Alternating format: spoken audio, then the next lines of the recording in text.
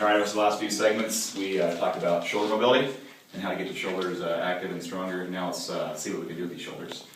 So the next few segments we're going to talk about handstands and handstand walking and how we get stronger at those and better, starting from the very basic, working up to more experienced. So the first thing we're going to talk about is just our basic handstand hold and how to kick up into a handstand. One of the most important things, first off, if you're a first timer, is to make sure you have some type of head protection. You might think you can kick up and hold your own body weight and then you come crashing down. You want something softer like a pillow or an ab mat, something in the gym. Alright, so you start your hand placement. You put your hands just outside the shoulder apart. The nearer you are to this, the further away from the wall you want to stay to give yourself more of a balance. The more experienced people can get up right against the wall. You want to keep your arms locked nice and tight. And you're going to see I'm going to kick up with one leg and throw my weight into the wall. Once you're up, the key is to have active shoulders overhead and to hold that placement. Alright, really quick, let's give a down and dirty explanation of what we mean when we say active shoulder. Anytime we put weight overhead or put our shoulders under load, we should be thinking about this active shoulder position. Now to show you what active shoulder is not, if we have a weight overhead, we're in the rack position, we go overhead, if my elbows are bent, my shoulders are soft here, this is not active, I can't hold very much weight here, let alone is it very safe. From the side you can see the same thing. Even if I have my arms locked tight here, but the load is out in front of my body, still not considered active shoulder, not very safe because the weight's going to come down.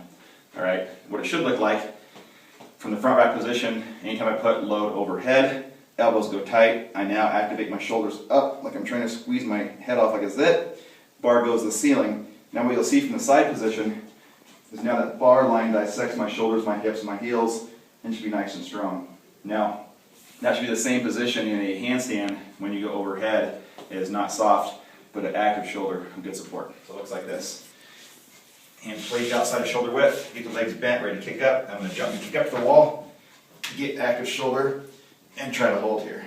Alright, and just holding here is your first step to getting better at handstands and handstand walking. For a goal, you want to start with trying to do a 10-second handstand hold, then move on to trying to shoot for a 30-second handstand hold, and then for 1 minute. And then if you get above that, you're probably good enough to go on or start working on your handstand walks. So your next progression, once you get up to your 30 seconds to 1 minute handstand holds, you're feeling pretty stable, nice tight core. The next progression you want to start working on to build that shoulder strength and the capability of accessory muscles to do handstand walking is handstand hand lifts or shoulder touches. Now the first one you're going to practice with is just taking a hand off the floor and putting it back down and get your body stable. The key to this one is not only the active shoulders now, but also the full tight core to keep you in position. So I'll show you really quick what the hand lifts look like. Start kicking up against the wall again, and your only goal now is to just pick your hand up and put it back down and get stable again. Pick your hand up, get stable, pick your hand up, and get stable. Now, the progression from that one's going to be picking the hand a little further and trying to touch your shoulder or your chest. Alright, so we'll demonstrate that one now.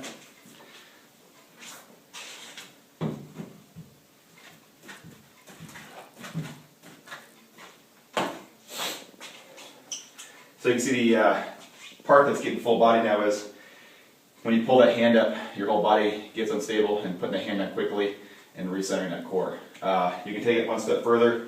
This is what I'm still working on, and it's side touches. It's kind of the more advanced. We'll give it a shot and see if we can pull one off.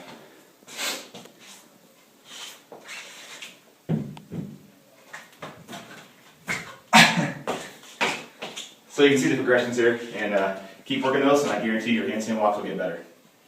Alright, the very last one we're going to talk about today is lateral handstand walking, and basically we're going to kick up to the wall again. Up to this point we've gotten stable against the wall, we've figured out how to pick our hands up and restabilize, and now we're going to try to put that in motion and walk laterally back and forth on the wall.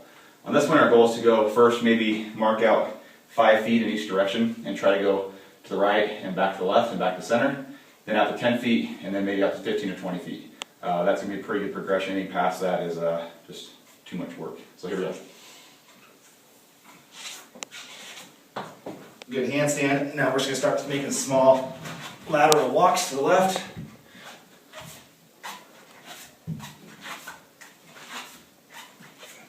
And back. Handstand walking, lateral, side touches, shoulder touches, just basic handstand holds. Google it.